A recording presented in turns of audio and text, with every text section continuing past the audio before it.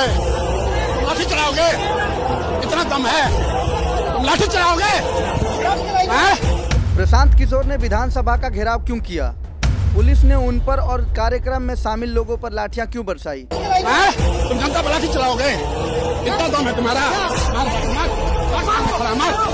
सबसे पहले तो यह मैं आपको बता दूं कि प्रशांत किशोर, मनीष कश्यप इस कार्यक्रम में शामिल लोग कोई विधानसभा में बम फोड़ने नहीं जा रहे थे, ना ही सड़कों पर उपद्रव कर रहे थे, ना ही जबरदस्ती दुकानें बंद करवा रहे थे और ना ही बिहार बंदी का ऐलान कर रहे थे, बल्कि इनकी सिर्फ 3 मांगे थी जिसको लेके ये सड़क पर उतरे थे। बिहार विधानसभा घेराव का प्लान बनाया था ताकि गूंगी बहरी हो चुकी सरकार तक हमारी बातें पहुँच सके। प्रशांत किशोर की पहली मांग यह थी कि 2023 में जब जातीय जनगणना हुई थी तब तरकीब 94 लाख गरीब परिवारों को चिन्हित किया गया था।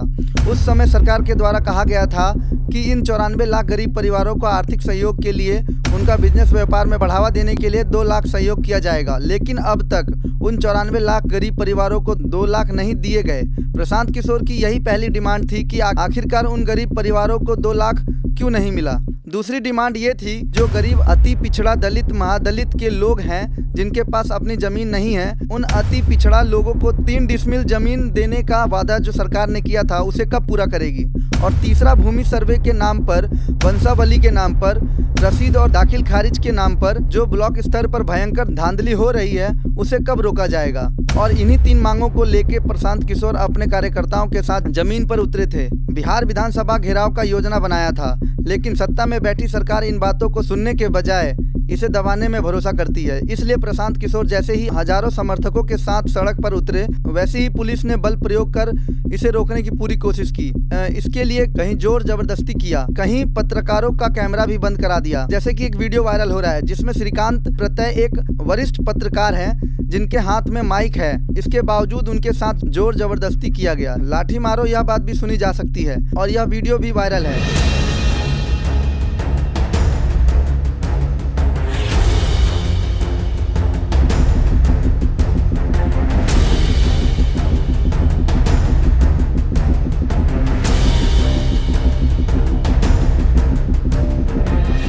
खैर, इन सारी चीजों में पुलिस का कोई दोष नहीं है, क्योंकि पुलिस वही काम करती है जो ऊपर से आदेश आता है। फिर भी यह सोचने वाली बात है कि जब कोई अलग पार्टी जबरदस्ती बिहार बंद कराए और जनता उसमें साथ ना दे, जबरदस्ती दुकानें बंद कराई जाती है, जबरदस्ती रोड ब्लॉक किया जाता है, तब सरकार उसे रोकने का प्रयास क्यों नहीं करती। जब कोई कहता है कि हम दोबारा जंगल राज ला देंगे, जब एम्बुलेंस रोका जाता है, तब सरकार या पुलिस उसे हटाने की कोशिश क्यों नहीं करती। लेकिन जैसे ही जनता की मांग को लेके प्रशांत किशोर क्या कोई भी दूसरा व्यक्ति सड़क पर उतरे तो उस पर पुलिस लाठीचार्ज कर देती है, पुलिस उसे रोकने की कोशिश करती है।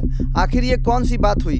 खैर, इसके बाद प्रशांत किशोर ने मीडिया के सामने आकर खुद ही जानकारी दी कि इस मामले में हमारी बड़ी जीत हुई है। सरकार के मुख्य सचिव की तरफ से कहा गया है कि इन मांगों को लेके 7 दिन के भीतर सरकार सकारात्मक जवाब देगी। प्रशांत किशोर ने खैर यह भी कहा कि अगर सरकार की तरफ से सकारात्मक जवाब नहीं आया तो अपने लाखों लोगों के साथ नीतीश कुमार के आवास को ही घेर लेंगे, नीतीश कुमार का निकलना मुश्किल कर देंगे। मुख्य सचिव के साथ 10 स्वराज के 5 सीनियर नेताओं की बात हुई। जो हम लोग की डिमांड थी कि 7 दिन के अंदर मुख्यमंत्री के संज्ञान में बात लाई जाए और उस पर सकारात्मक जवाब वो दें।